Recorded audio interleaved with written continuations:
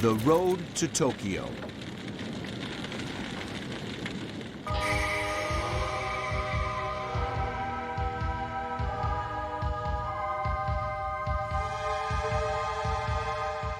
(1942).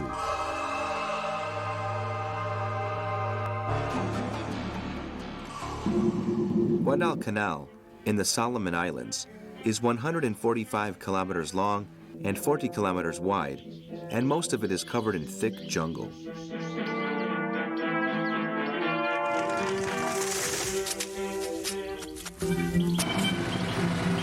Japanese soldiers start to build a landing strip on the island.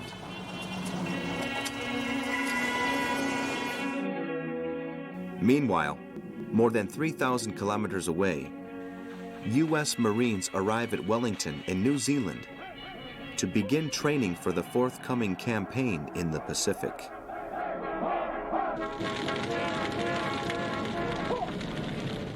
Many are young, untrained men with little military experience and don't expect to go into action for some months.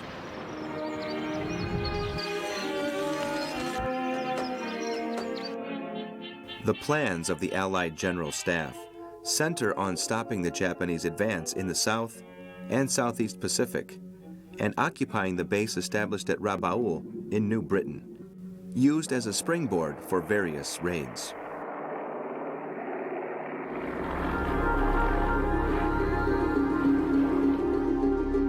To achieve this, Nimitz and MacArthur, together with their advisors, draw up Operation Watchover, which will start at the start of July. The aim is to occupy the Solomon Islands, and with this in mind, Vice Admiral Gormley has been instructed to establish his base in New Zealand. But suddenly, the time given to preparation of the counteroffensive is drastically reduced. A U.S. reconnaissance plane has spotted the Japanese landing strip on Guadalcanal.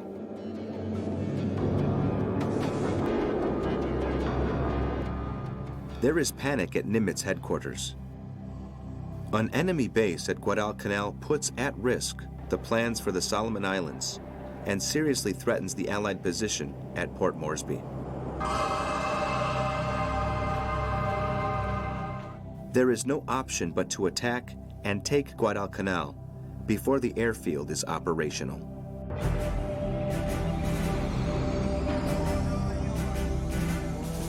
On the 26th of July, Chester Nimitz orders the 80 ships of the Pacific Fleet, commanded by Gormley, to set course from distinct points for the island. The mission is urgent. The landings are to be undertaken by the 1st Division of Marines, who have had only 2 weeks preparation. Very soon, many of these young, raw recruits were either dead or had become veteran fighters.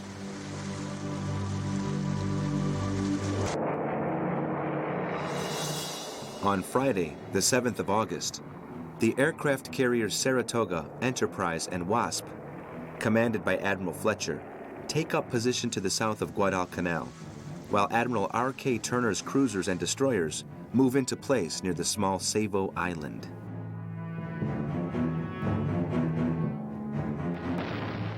At nightfall, the Allied ships bombard the construction work on the airfield and the Japanese positions in Guadalcanal.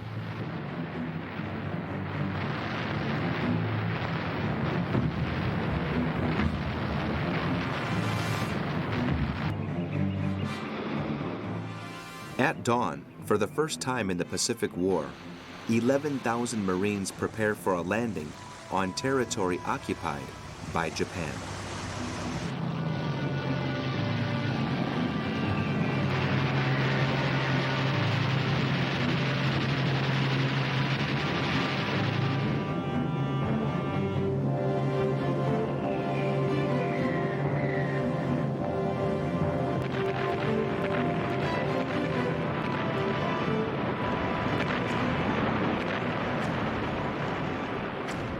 The American intelligence services estimate that there are some 5,000 Japanese soldiers on Guadalcanal, when in fact there are less than 2,000, and only 240 of them are armed, the rest being workers.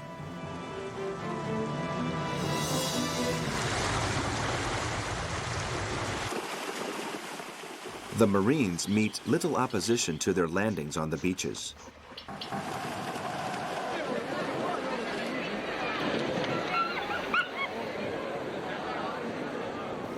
The few Japanese on the island have retreated and dispersed throughout the jungle.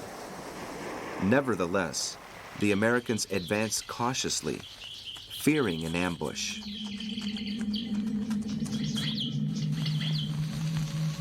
Split into two columns, they discover deposits with abandoned provisions and arms, which provide support for the hypothesis that the Japanese have fled.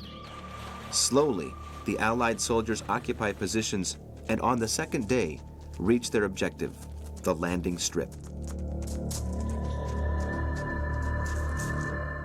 They rename the airfield Henderson Field in honor of a U.S. pilot killed in the Battle of Midway.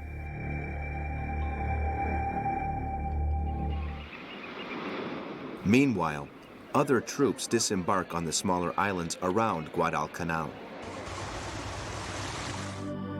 In Tulagi and Gavutu, the Marines are shocked by Japanese suicide tactics. In Tanambogo, initially the men of the Imperial Army are able to push back the Americans, who, after heavy fighting, disembark 2 tanks. Unexpectedly, local people attack the tanks, grab the fuel bottles, and drag out the crews, dismembering them in front of their comrades. These, enraged, fire on the crowd, killing all of them.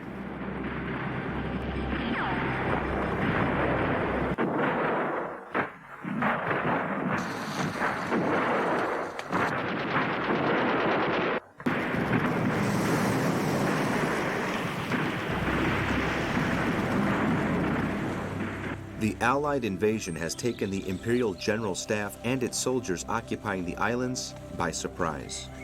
In Guadalcanal, during the first few days, the fighting is limited to exchange of fire and ambushes.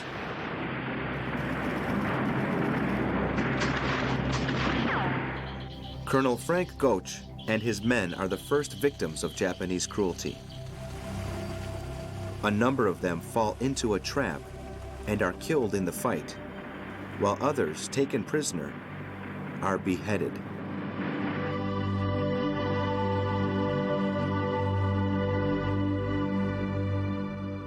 The Japanese command tries to respond quickly and places the troops being prepared for the conquest of New Caledonia, Samoa, and the Fiji Islands on maximum alert.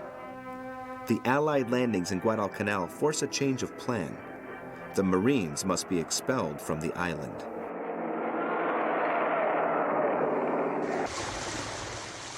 On the 8th of August, Vice Admiral Gunichi Mikawa, in command of the 8th Fleet at Rabaul, puts to sea with 5 heavy and 2 light cruisers and a destroyer. At the same time, the Japanese planes hunt the aircraft carrier Fletcher.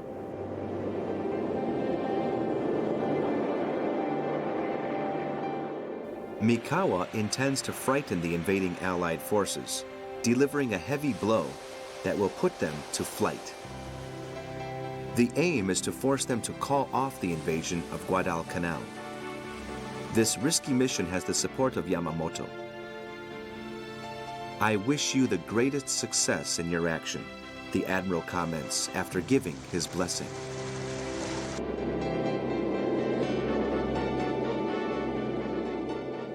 The U.S. ships suffer constant intense attacks, which they try to repulse with artillery fire.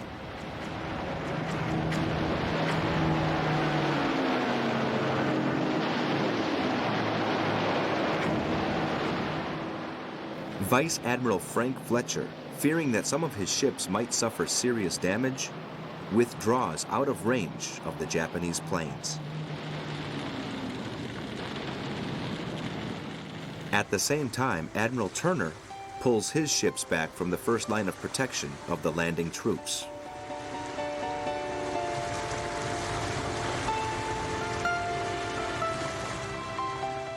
With their incessant attacks, the Japanese have been able to force the Allied ships to withdraw and disperse in the open sea.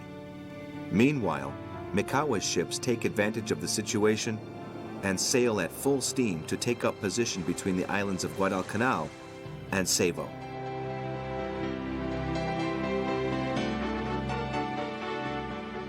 The U.S. destroyers have not detected the presence of the Japanese ships. This time, it is the Allied side which is surprised.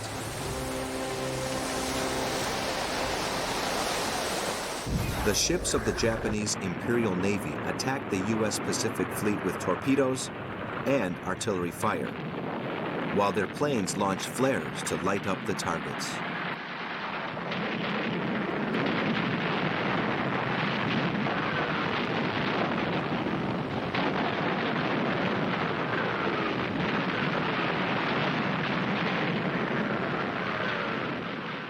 The Australian cruiser Canberra and the USS Chicago are sunk.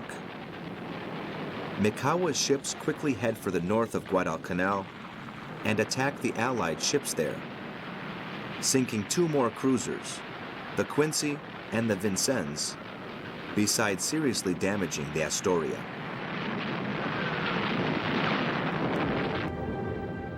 In only 1 hour, Nimitz protection fleet has been eliminated, and more than 1,000 crew members are lost at sea. The Battle of Savo Island is a victory for the Japanese, which could have been bigger than Pearl Harbor if the cautious Mikawa had not decided to withdraw his ships so quickly, given that, at this moment, the Allied fleet was unprotected by its aircraft carrier.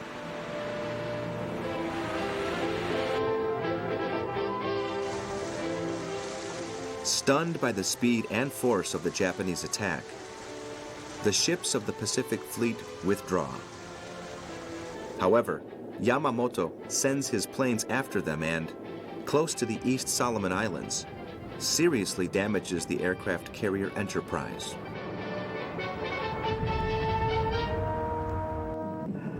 The Allied fleet has suffered another heavy blow. In only 1 hour, the Japanese have destroyed the victorious spirit created by the landings at Guadalcanal. For Nimitz and MacArthur, the experience shows that the Japanese Empire won't be an easy enemy to defeat, and that future campaigns will be hard-fought affairs for both sides.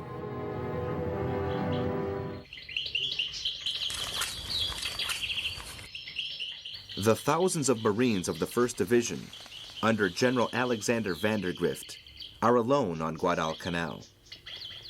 Without support from the sea or the air, and with a lack of provisions, working on the landing strip falls behind schedule.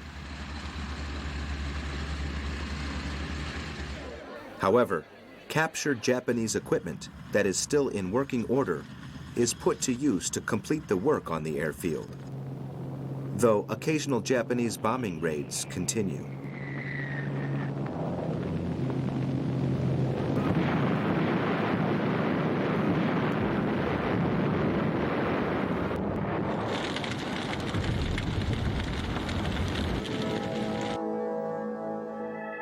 Yamamoto has been wrongly informed of the number of Allied soldiers that have disembarked on Guadalcanal, and believes that 6,000 of his best men will quickly be able to see off the invasion. On the 18th of August, the first 1,000 elite soldiers under the command of Kiyono Ichiki, a hero of the war against China, are sent to the island. Their demoralized comrades, running out of food and ammunitions, welcomed them liberators.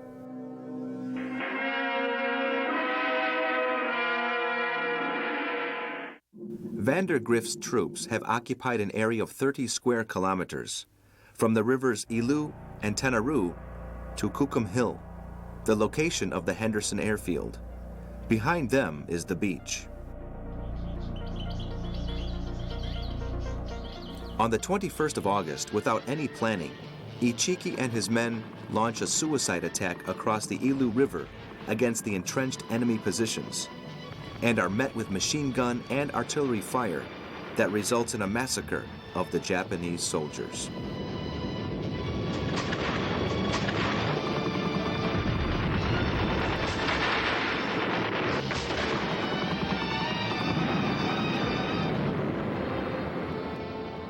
Upon receiving news of the disaster, the Japanese High Command realizes that the figure of 2,000 enemy soldiers is a gross underestimation.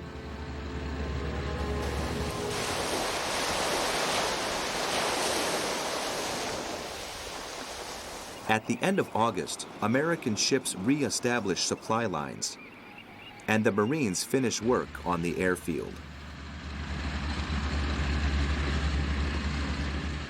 The first fighters and bombers arrive at the landing strip.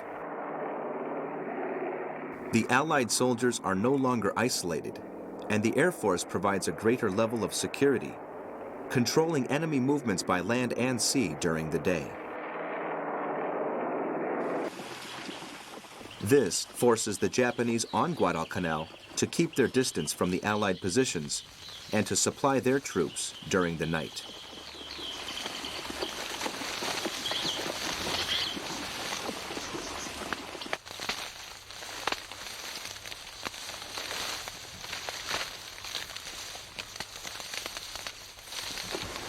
Reinforcements and supplies reach the Japanese soldiers hidden in the jungle via a fleet of rapid cruisers and destroyers, which take advantage of their nocturnal incursions to bombard the Henderson base. The Allies give the fleet the name the Tokyo Express. In it, one of the most prestigious units of the Imperial Army is brought to the island, the Kawaguchi Brigade.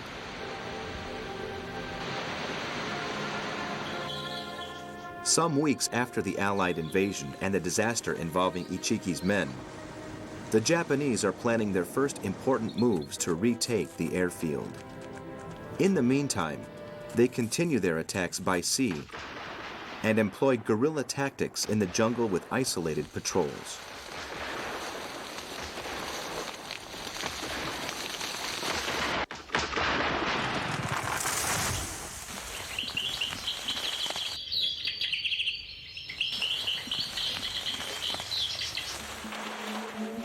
By the first week of September, General Kiyotake Kawaguchi's brigade has 7,000 men on the island.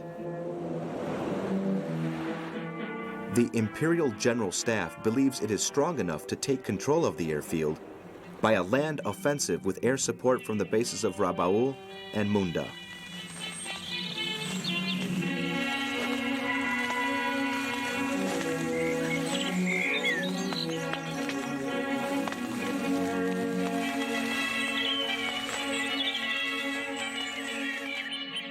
On the 12th of September at nightfall, Guadalcanal becomes a place of torture. The Allied soldiers, in the draining tropical climate, confront the most dangerous attack to date.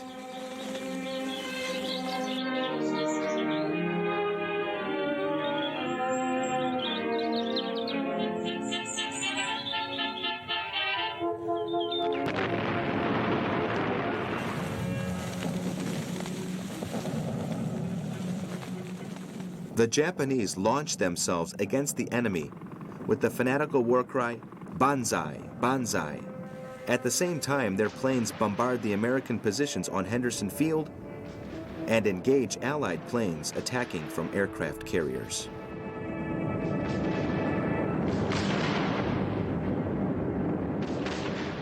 Kawaguchi knows it is a fight to the death.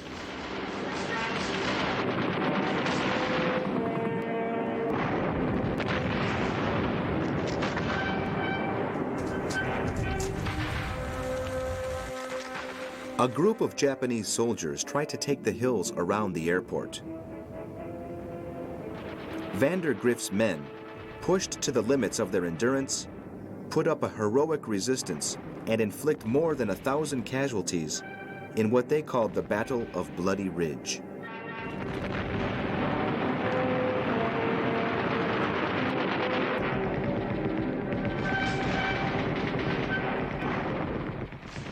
The men of the Sendai Division, attacking in the center, break through the Americans' first lines of defense and reach the airport.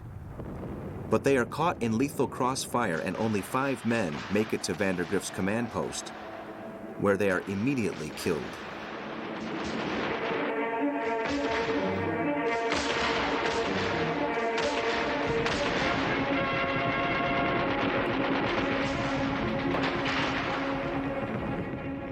A 3rd Battalion of the Kawaguchi Brigade advance on the right flank of the U.S. position, but are surprised by bursts of Allied artillery fire.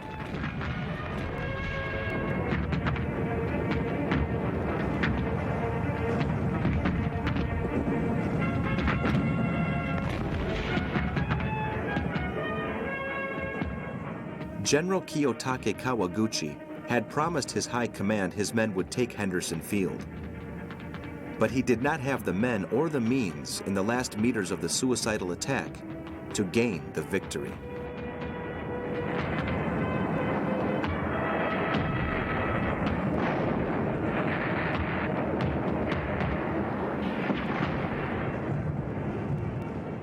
After 2 days fighting, the Japanese survivors withdraw, leaving behind them 3,000 men of their heroic brigade.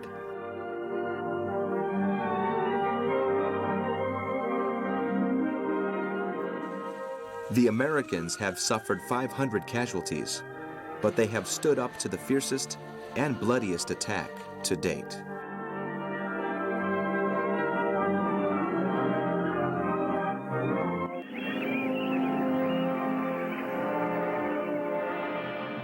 They have won a short respite, but soon conditions in the jungle begin to take their toll, and fever and malaria spread rapidly.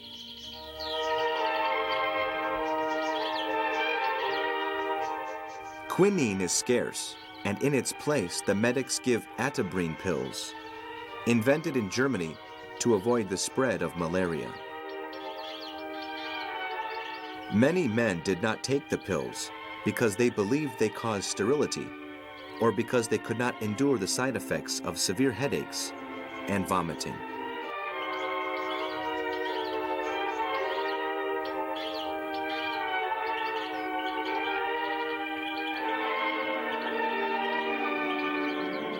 In only the first month, malaria put more than 1,000 Marines out of action.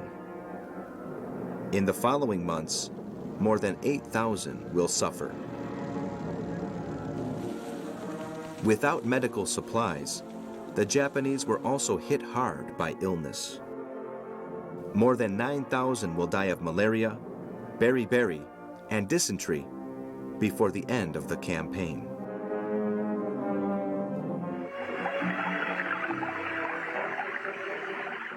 The attack by Kawaguchi's men has confused the U.S. intelligence services, who do not know the number of Japanese soldiers on the island. This makes the enemy seem more powerful and increases the fears of the Allied troops, who sometimes become completely disorientated in the middle of the jungle.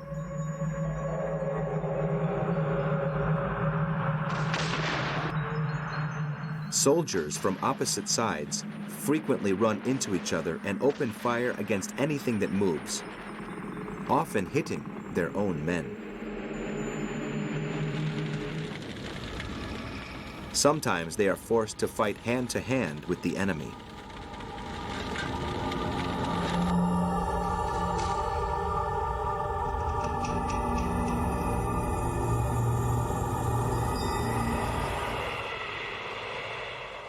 On the 25th of October, the aircraft carriers Hitaka and Jayataka, accompanied by battleships and destroyers, engage the U.S. fleet off the Santa Cruz Islands and sink the aircraft carrier Hornet, as well as causing serious damage to the Enterprise.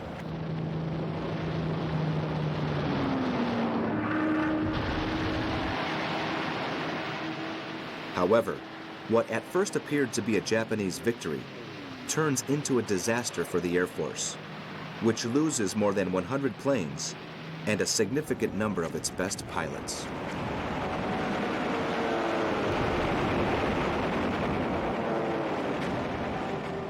At the same time, the fighting in Guadalcanal continues in a tragic game of hide and seek.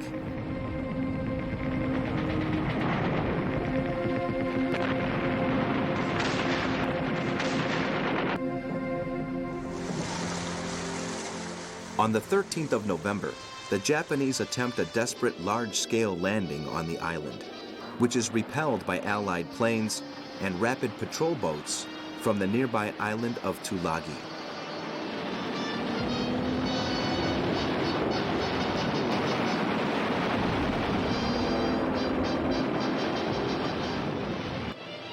On the 30th of November, the Tokyo Express, under the command of Raizo Tanaka, the Tenacious, once again took the sea with 8 destroyers to land troops and provisions along the beach of Tassafaronga, opposite Savo Island in Guadalcanal.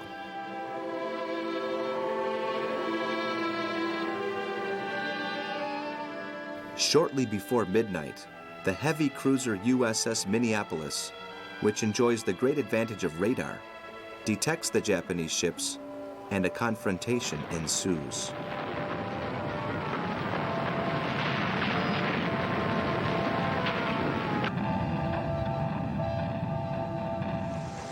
The much swifter Japanese ships sink the Minneapolis and the Northampton and inflict serious damage to the Pensacola and the New Orleans.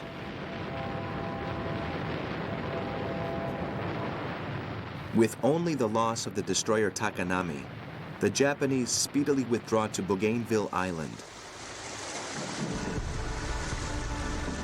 However, this victory was not enough to recover Guadalcanal.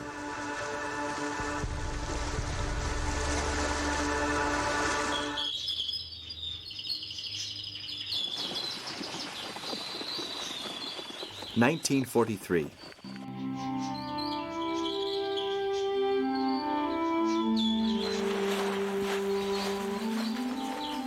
At the start of the year and having engaged in 6 important battles, the Tokyo Express limited itself to evacuating Japanese soldiers struggling to survive on the island and only just holding off the Allied attacks.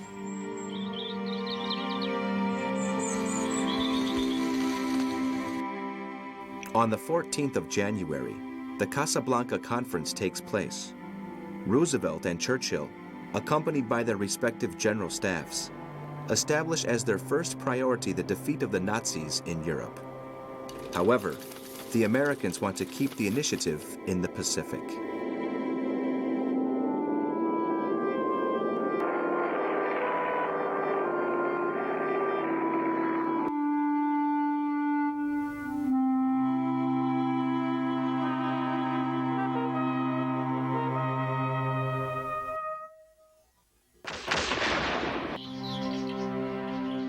By the 9th of February, the Allies control the whole of Guadalcanal. The Imperial General Staff have called off the attempt to take it back, and in anticipation of future enemy movements, now concentrate on consolidating their positions in the Pacific. For this, they transfer a great part of the Rengo Kantai, the Imperial Japanese Navy, to the 2 large bases of Truk and Rabaul. The flow of supplies to the garrisons on the Solomon Islands has to be ensured, and the soldiers' morale and confidence in victory bolstered following the setback at Guadalcanal.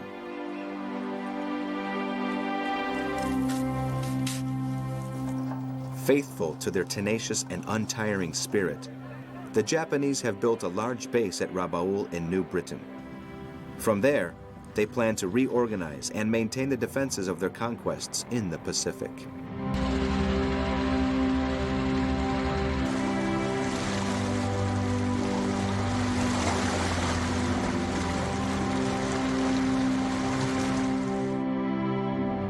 Meanwhile, MacArthur's strategic plan, codenamed Operation Cartwheel, centers on the occupation of this large Japanese base, isolating it by taking the positions surrounding it one by one.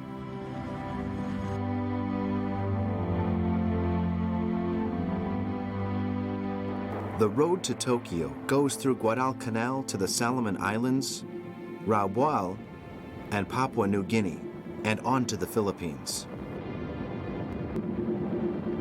It is what the U.S. general calls leapfrogging.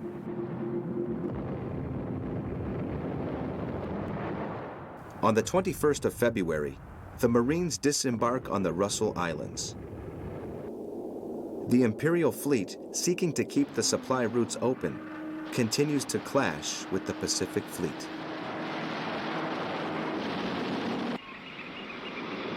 At the beginning of March, an important naval battle takes place in the Bismarck Sea, in which the Allies sink 8 Japanese transport ships and 8 destroyers sailing from Rabaul to Lae in Papua New Guinea. In response to events, Yamamoto goes to Rabaul on the 4th of April to personally assume command of operations against the Allies. The admiral tries to keep U.S. forces at bay by developing an impenetrable defensive barrier and ordering continuous air and naval attacks against Guadalcanal, Savo, and Port Moresby.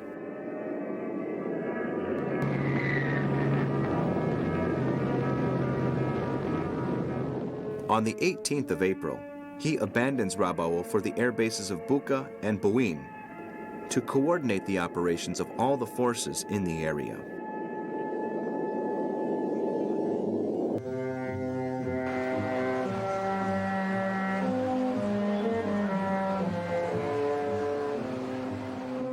However, U.S. Secret Services have deciphered a message which gives them the knowledge of this flight plan.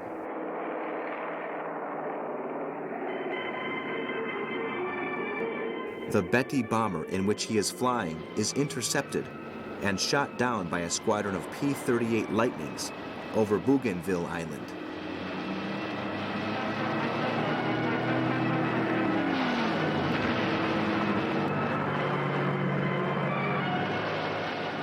The death of Yamamoto and members of his staff is a serious blow for the Japanese troops. The Imperial High Command has no one to match the Admiral in terms of knowledge and charisma, and his loss seriously affects Japanese war plans.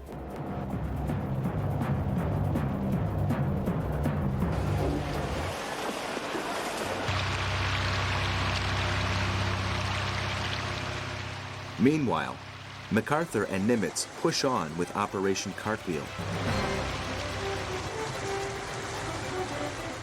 Vice Admiral Turner has been given command of the forces charged with taking the Japanese base of Munda on New Georgia Island to the northwest of Guadalcanal.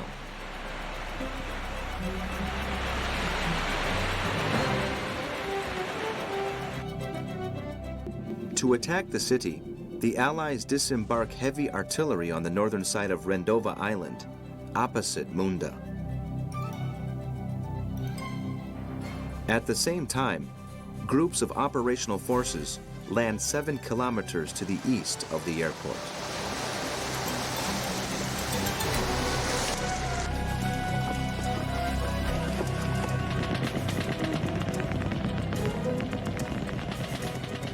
After 5 weeks of heavy fighting, the Japanese troops are forced to retreat to Kolombangara.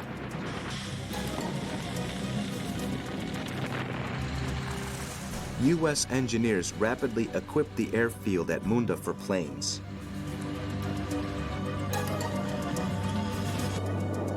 Now, the main objective, Rabaul, is closer.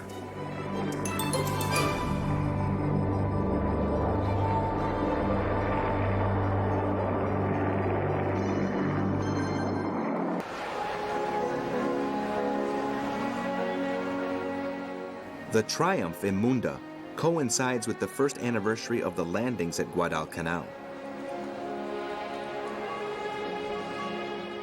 Once their positions are consolidated, Nimitz and MacArthur propose to take Bougainville, the largest of the Solomon Islands, considered the central link in the chain being formed around Rabaul. The first move to take the island begins with a diversionary attack on the islands of Treasury and Choiseul.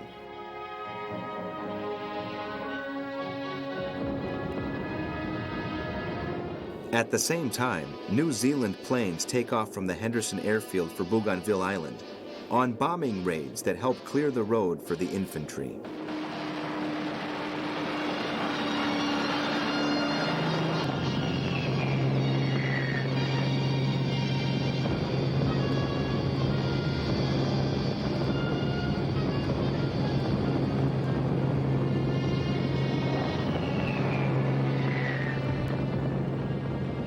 The area chosen by the Allies to land are the beaches of the Empress Augusta Bay between Torokina and Maraca.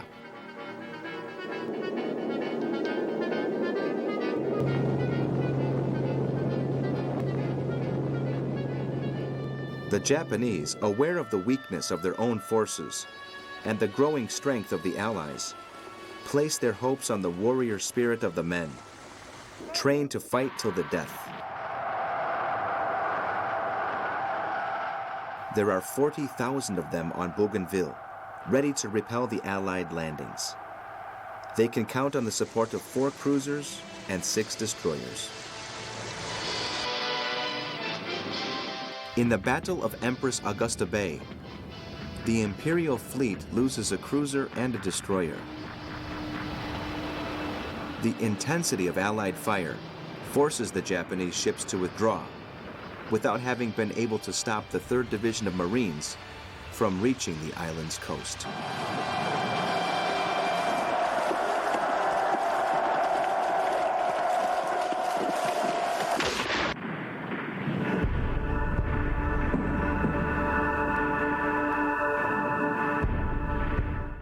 On the 1st of November, from the beaches of Cape Torokina, the Allied soldiers begin the conquest of Bougainville.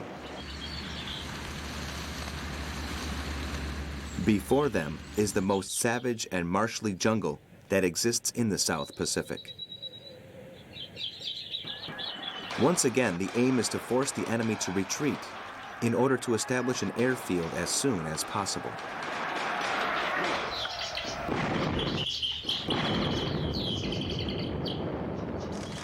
On the other side of the island, the main body of Japanese soldiers waits for the order to counterattack. The Allied reconnaissance planes take advantage of the cover of night to seek the enemy fleet. They try to locate any movement on radar that could be a Japanese ship in order to attack and destroy it.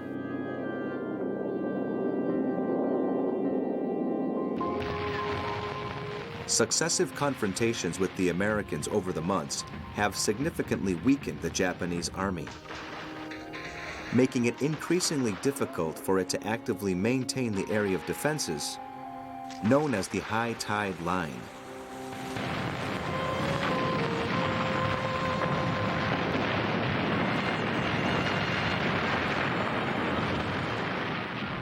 On day 2, under heavy artillery fire, the Japanese troops entrenched on Bougainville begin the offensive against the perimeter of the area taken by the enemy.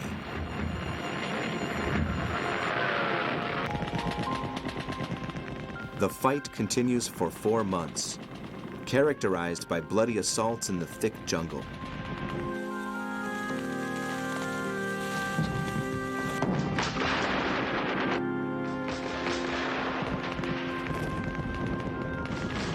But in spite of the tough resistance put up by the Japanese soldiers, Bougainville is occupied. It is another step towards Rabaul.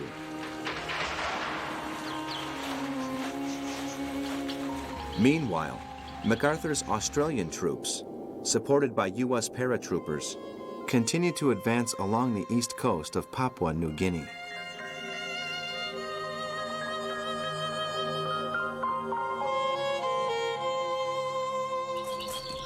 The Japanese resist heroically. Far from their bases and without logistical support to facilitate a withdrawal, they fight to the last breath, defending their positions.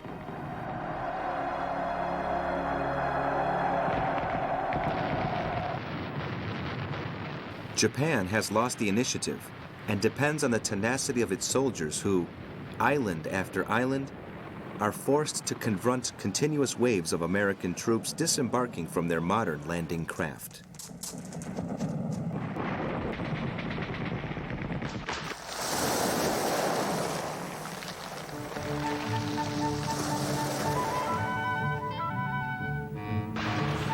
What is more, the experience in the jungle no longer gives the Japanese the advantage of the element of surprise, as, following Guadalcanal, the Americans employ native guides on their jungle patrols.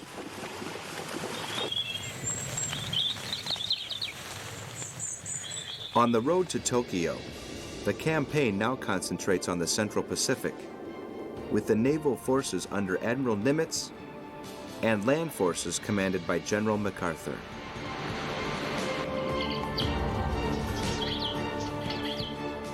For the latter, the key to victory lies in attacking the enemy's weak points in order to eliminate his strongholds.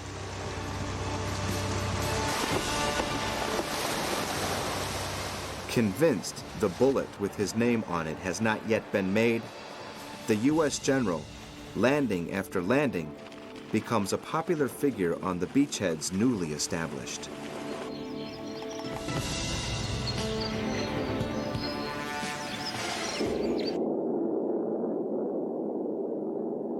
The big problem of the Central Pacific area is the great distance between its islands, which means that the support of aircraft carriers is essential to landings.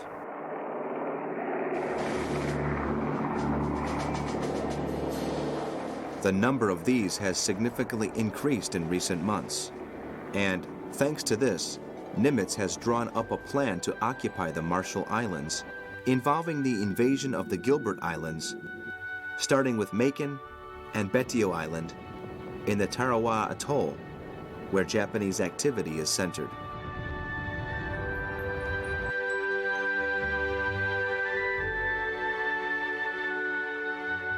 The Japanese have been in Tarawa since December 1941 and have fortified it by building a great number of tunnels, which end in machine gun and artillery posts.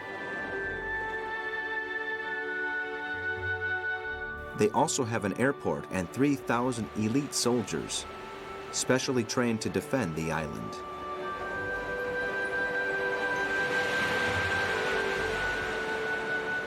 The commander-in-chief of the island is Keiji Shibasaki, a samurai and veteran of the war against China, who has persuaded his men that Tarawa cannot be conquered, not by 1,000,000 men, even if they try for 100 years.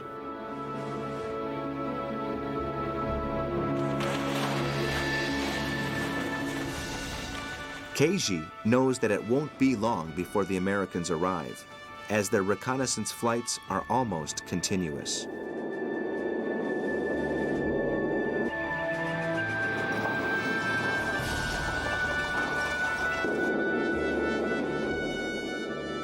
On the 13th of November, Nimitz orders 400 planes to bomb their targets without pause. It is necessary to keep the island's defenders in a state of extreme tension.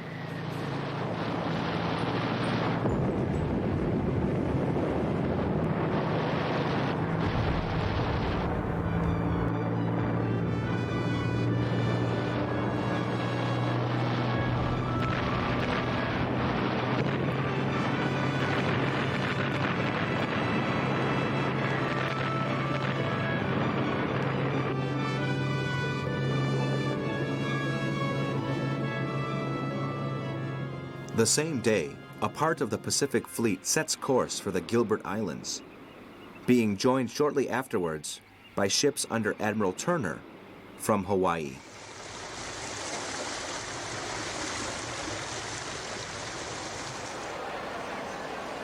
18,000 Marines of the 2nd Division, veterans of Guadalcanal and Tulagi, make up Operation Galvanic. The largest invasion force to date to take one objective heads for Tarawawa Atoll.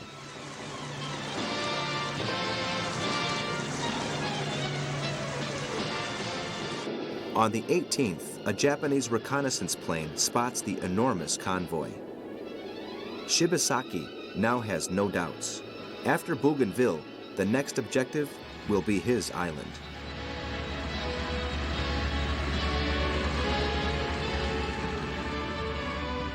Next day, the radar stations on the north of Tarawa report the presence of the fleet, and the Ki-43 Ayabusha planes take off.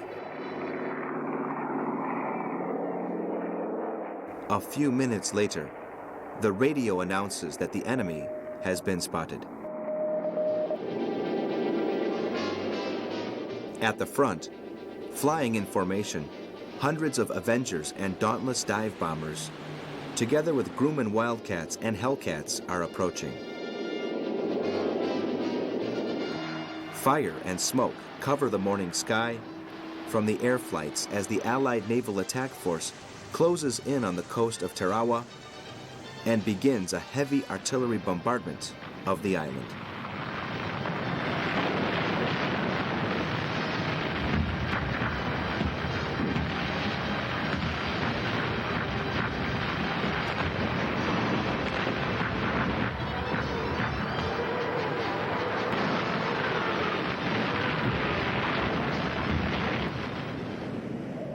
Day 20.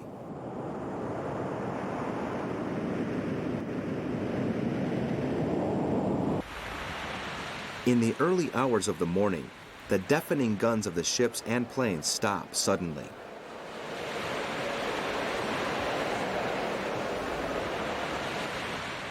Marines from the ships of the invasion force begin to fill landing craft.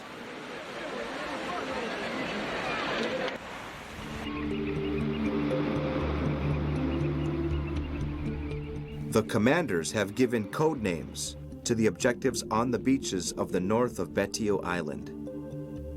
Red 1, Red 2, and Red 3.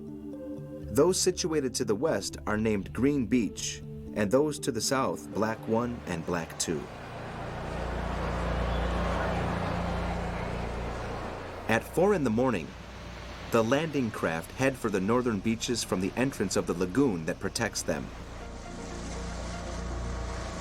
The information on high and low tides is a cause of concern for the commanders, as the landing craft full of Marines are able to approach a depth of 2 meters, and the depth where the reef is situated, which extends like a protecting barrier along almost the whole coast, is unknown. The soldiers approach the island with their eyes on the water, looking out for the coral reef barrier. In front of them, the island itself is covered in a thick cloud of smoke.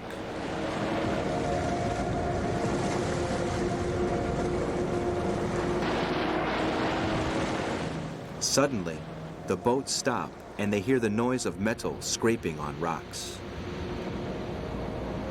Their worst fears have been confirmed, and some of the boats have problems passing the barrier.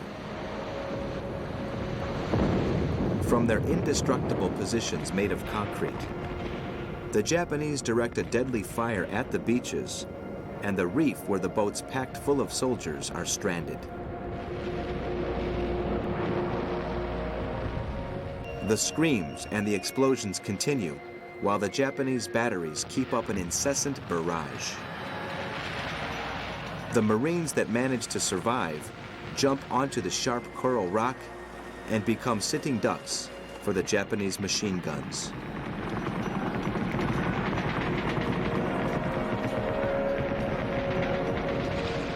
Some tanks, which have managed to cross the barrier, reach the beaches and return fire.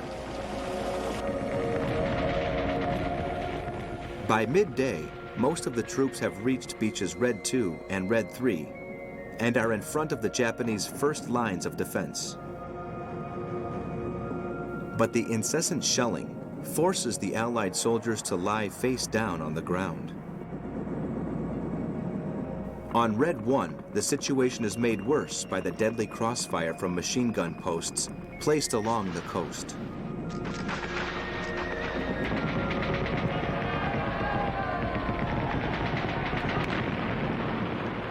At the end of the day, of the 5,000 Marines that disembarked, 2,000 are dead or wounded.